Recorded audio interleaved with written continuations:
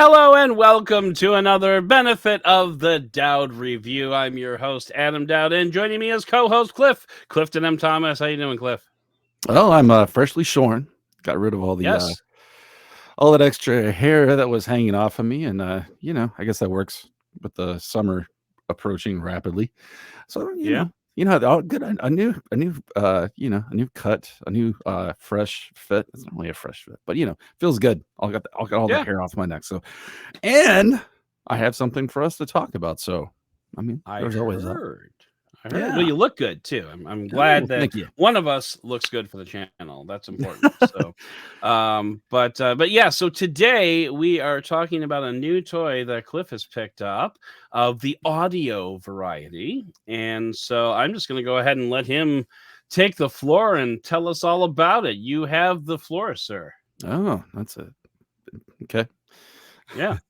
so what I picked up was a new product, a relatively new product that I saw. Actually, I think this was actually crowdfunded originally. I don't know why companies do this. I don't know why they feel the need to, when you're a company like Anker, right? Which is not a small company anymore. No, it is not.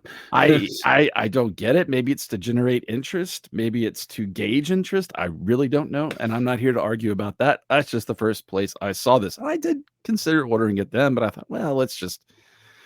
The thing about Anker is, you'll see it come out for one price, and then within 6 months, it'll be, like 25% less expensive. So call that the Motorola style of sales. Exactly. Very, very similar. So with that said, the product that I have picked up is a relatively high end for most people, Bluetooth speaker. It is called I believe the actual official name is Soundcore by Anker Motion X600. And it is a portable Bluetooth speaker, so it is one that is battery powered. And the sort of its X factor, so to speak, is that it does spatial audio, which is the reason that I was primarily interested in it, because I do have other Bluetooth speakers, but I would call this like a premium entry in terms of like the build and things like that. So, I'll just should we just like share the product page and talk about it there before we go to Slappy, the review cam? Yeah, we can do that. All right, let's see here. Share screen. Take immersive music anywhere is what they say. So I've never gotten spatial audio. I've tried to listen to it, and I don't know. Maybe I just don't know what I'm supposed to be listening for, but it doesn't work for me. Is basically what it boils down to. My ears are damaged. My ears will be forever damaged because of a misspent youth in a band room that without headphones, which was totally my fault. And when you're 19, when you're 20, you just think everything's going to be okay. Yep, everything's going to be fine. It's fine. Everything's fine. And then we get to our age now. Yeah, age, whatever we find out everything is not fine. It's not quite like you expected. So this is the speaker, and you can see it's actually available in 3 colorways. The one that I have selected now is the one that I have in person, but you can also get it in polar gray and lunar blue, which I actually think the lunar blue is also a good looking color. It was hard to choose between these, but that's not what we're here for, because you'll see that color there in a few minutes. The world's first portable high fidelity speaker. I mean, I'm always a little how do you argue with that? Don't. I don't know. Maybe it is like the world's first, as far as they're saying, like in this specific category with spatial audio and all that kind of stuff. So as you can see here, it says immersive spatial audio inspired by theater acoustics. Now this is something that's pretty cool. And I think it actually does have one of those, like exploded view images on the left-hand side here. And let's see. So 5 drivers and 5 amplifiers that are positioned to deliver sound all around you. 50 watts. Now I'm guessing that's, I don't know if that's 50 watts RMS or 50 watts total, but oh good. Just in time for us to record. The train agrees that it's a spectacular speaker. So, I say that is the train horn of approval, folks, right there. They just know when I'm going to record. So it's 50 watts of room filling sound, which I mean, honestly, I can't disagree. We'll actually do an audio test, and I've got sort of like something to sort of set your expectations before you hit the speaker, just as a comparison. So I'm gonna that's like 50 watts of maximum power rather than 50 watts of RMS, which is like your baseline, like what it's putting out. 50,000 watts of funkin'. 50 watts of maximum power, and it says it has 12 hours of playtime. While I didn't count it down to the exact minute based on my use of it, because I was down to about 30% and I'd used it about 8 hours before I recharged it, just to make sure I had it nice and charged for this review. I would say that that's about right. So more than enough for like because most of the time when you have a speaker like this, it's something where you're going to take it outside next to the pool, or if you're just working outside, that kind of thing, or even use it as like an accessory for like if you're, let's just say, I know that you have a projector, and this is something that you could hook up to your audio source and your video source and use it for the audio instead of your projector, which typically doesn't have like great audio. See, that kind of thing. So 12 hours is more than enough for like a day at the pool or something like that, and then some. Let's see. And it is IPX7. They call it waterproof. What that really means is I think it was like 15 centimeters to like a foot of water for up to 30 minutes. It's not to say you take it on a boat and drop it down to the bottom of the lake and then expect to recover it and expect it to work, that kind of thing. Pleasant surprise if it does, but don't right. Probably not. So I always like to show these product pages just to show you. I really wanted to see if that so there's your speakers, right? So you've got the tweeters, and then you've got the two woofers, and then the top part there where it's got like the metal grill, you can see is where I think the spatial audio is actually coming from. Okay. And as I'll show you when we actually switch to Slappy here, which I'm about to do. Let's see. Boop and boop. Wait a minute. No, you're fine. Show on stream. There we go. Now you go away. Boop. Oh, you can do that. And then let's see. I want you to be up here. Here, we'll just do that. There we go. No. It was close. You know what? This is fine. This is fine. Everything's fine. Everything is fine. You can just imagine us there on the side talking about it. But shoot, sorry, that's my bad. I'm okay. We are some real pros here. Yes, there we go. Perfect. That's what we're trying to do. So my camera is actually right here, and I'm kind of reaching over it. So I'll bring it up a little bit here. First thing I'm going to do is power it on. See, it's every speaker company has their own little startup sound. Yeah. Are those I know that sound. I've done a few Soundcore things.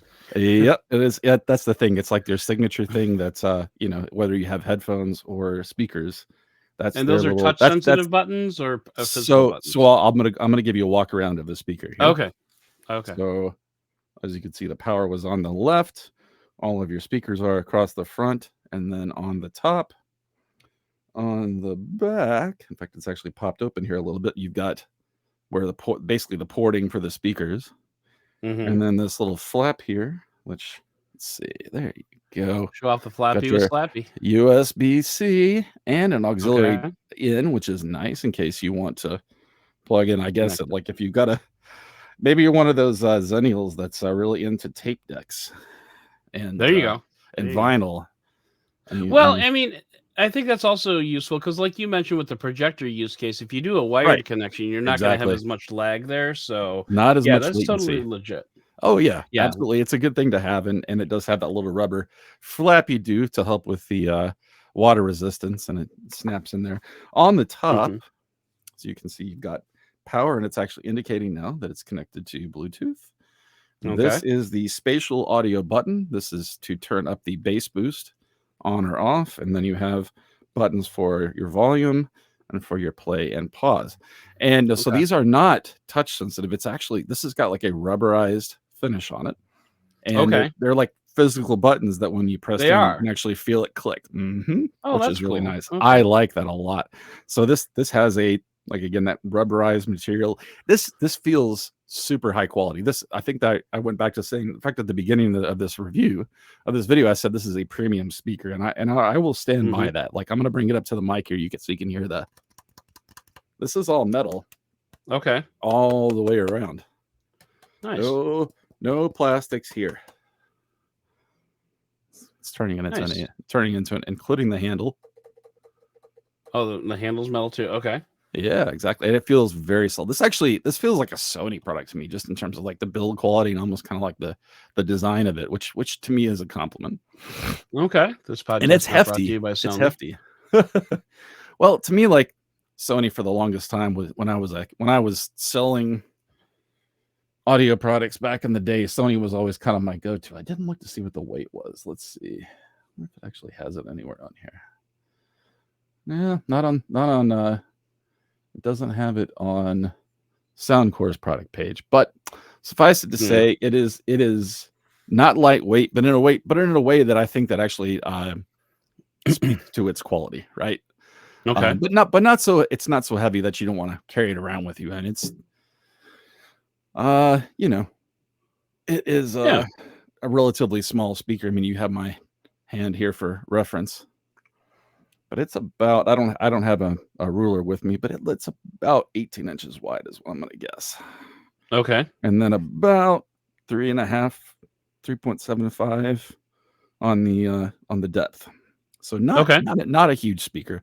And what I wanted to do before I actually play music on it was to give you, just so you kind of get a, what do they call it? Like when you taste wine, like you first smell the coffee to sort of cleanse your palate.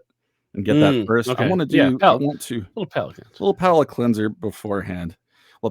So what I'm going to do is I'm going to disconnect the Soundcore from my phone first, and then I'm going to use my Pixel 8 Pro to play the same track that I'm going to be playing through the actual Bluetooth speaker itself. So I'm going to set that up there, and I'm going to push the mic here this way a little bit.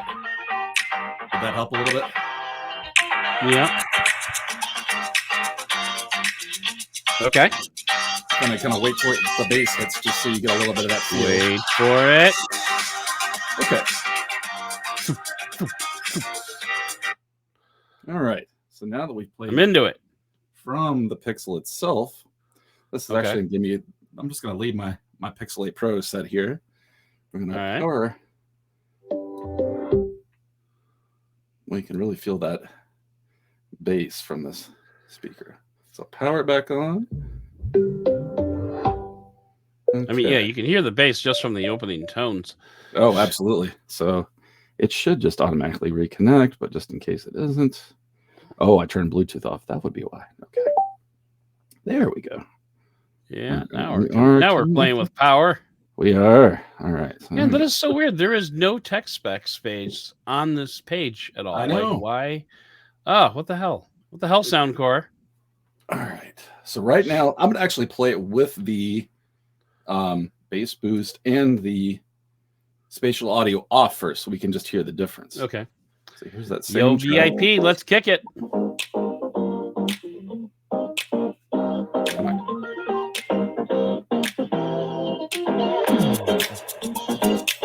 Now I'm going to turn the bass on.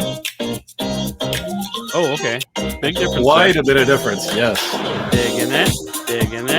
Now, this is where you really hear the difference, is with the spatial audio, at least in person. Get it. Just did. So I'm going to turn it off again. And on. And on.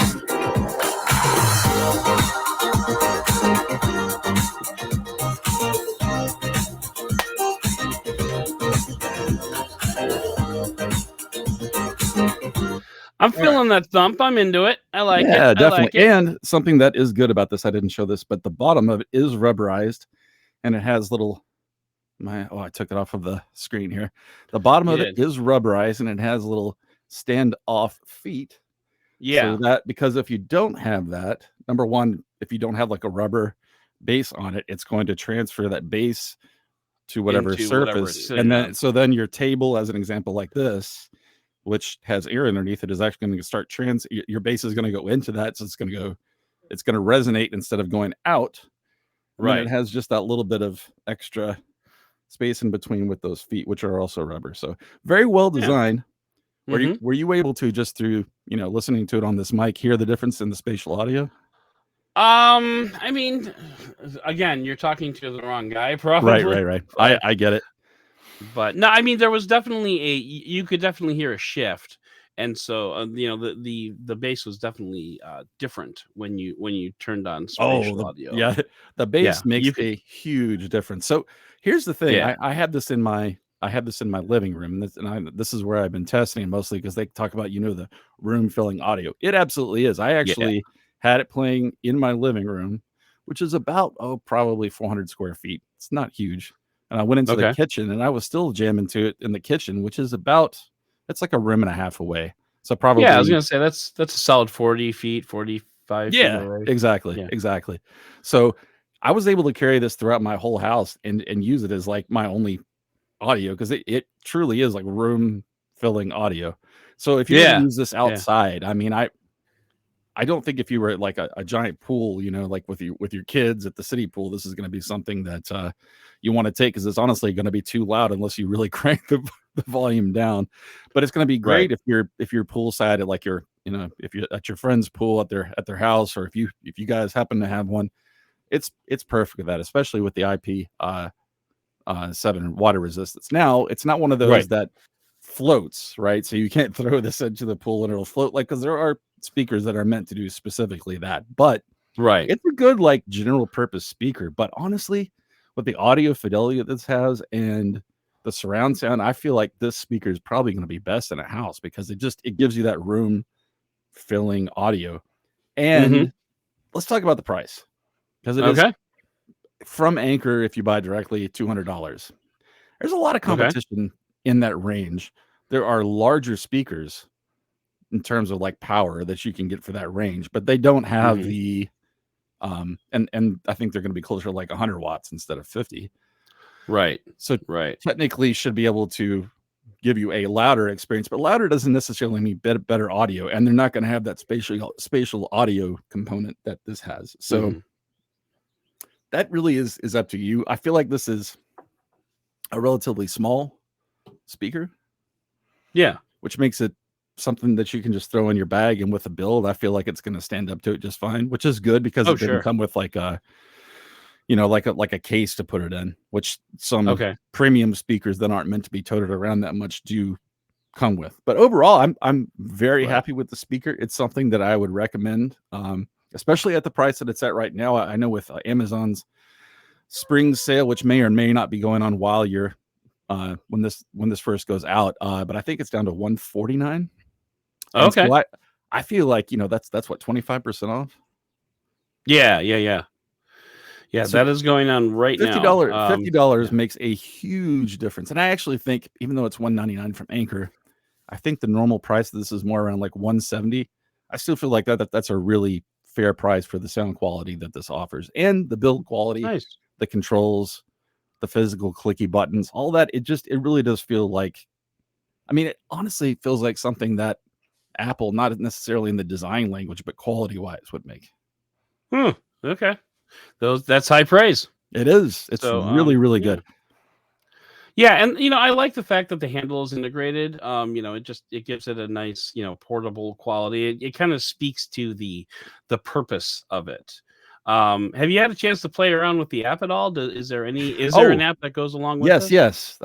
I kept thinking, what am I missing? That's the reason I left the phone sitting here. Let's see. Okay. Yeah, because I know the Soundcore app is usually pretty good at like offering you options for customization. So first of all, when you connect it, it actually gives you a little picture of the speaker of the speaker there, right? And then you've got your volume level, which you can change just by dragging it, and then it does have an equalizer setting. Right now, I've got it set to the Soundcore signature, which I think sounds the best. There's the actual like the curve Soundcore settings, but you've got a, let's see, it's hard to read from here, but extra bass, voice, treble boost, and balanced. Balanced is the other one that I have used, but it does take away somewhat from the bass. So if you're looking for like, you know, more of like a reference style of audio, then I'm sure that the balanced would be better for you. But for if you're just vibing out to some music in your room, I feel like the Soundcore Signature is probably the best. And then you can actually turn off the bass boost. In fact, you can see when I tap that icon right there. Yep, it's reflected in the visualizer. Okay. And then are there like can you make your own presets as well, or is it just do you have to pick what they have? Yep, there's an option for custom.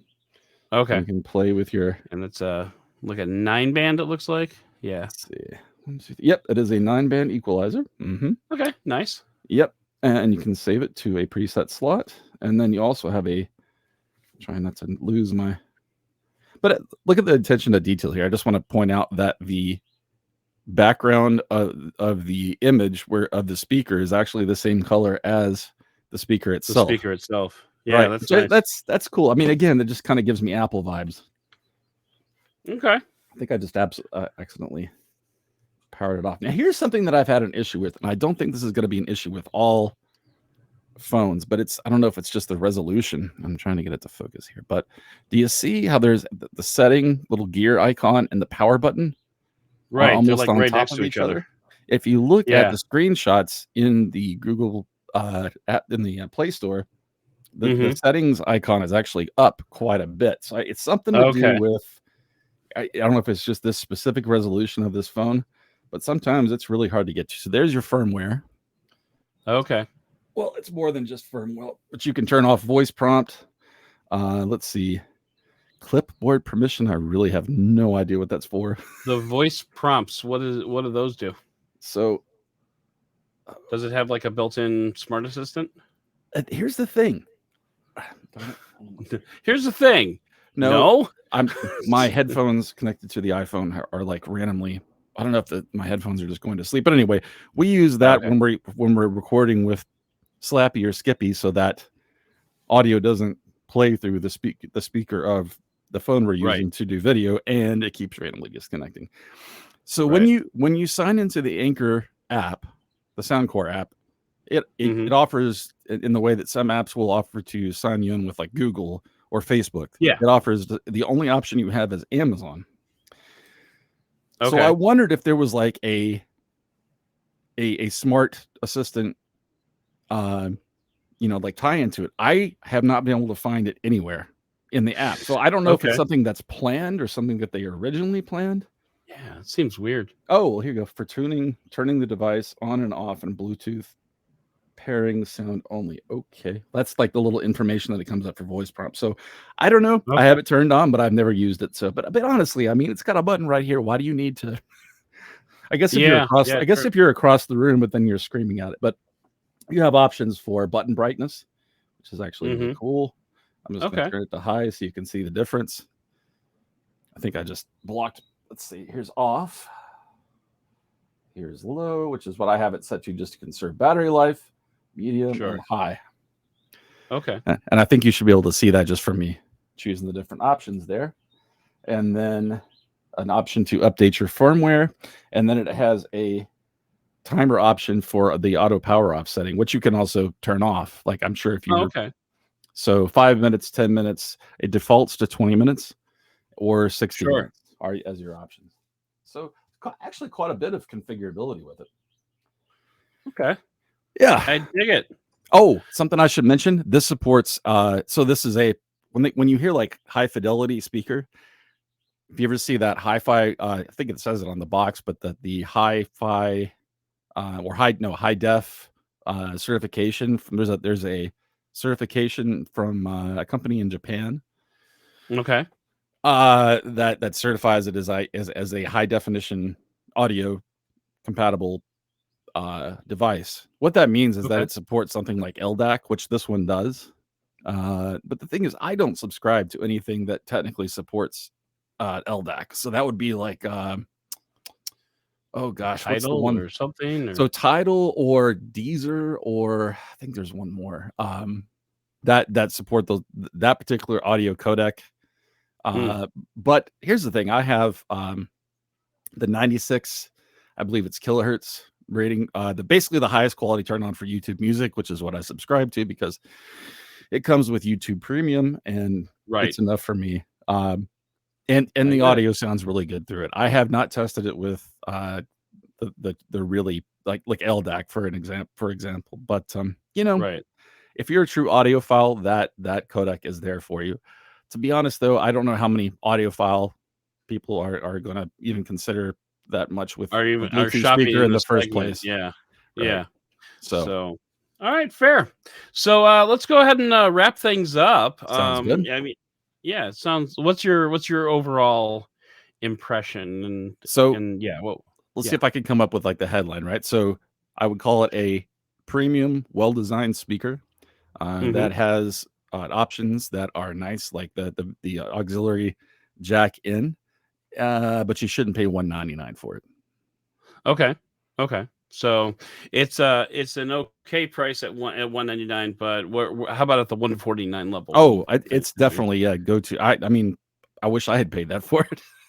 I paid $169 for it. I'm kind of mad now, but honestly, even $169, you split it. You know, it's like $20 difference, but still, I mean, there's a lot of options out here. I guess it comes down to your priorities with a portable speaker.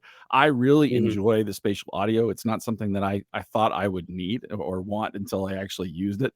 It really does make a difference with the way that this is set up with the 5 different speakers together. It really does widen your soundstage a whole bunch and help you to hear those different instruments.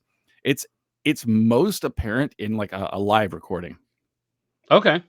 You know, where they've got you know, things mic'd up in different areas, and if they've actually mastered it correctly, you really do hear that, you know, kind of where everybody was standing, or at least where the, you know, where how it was mixed for everybody to sort of be separated in the mix, right?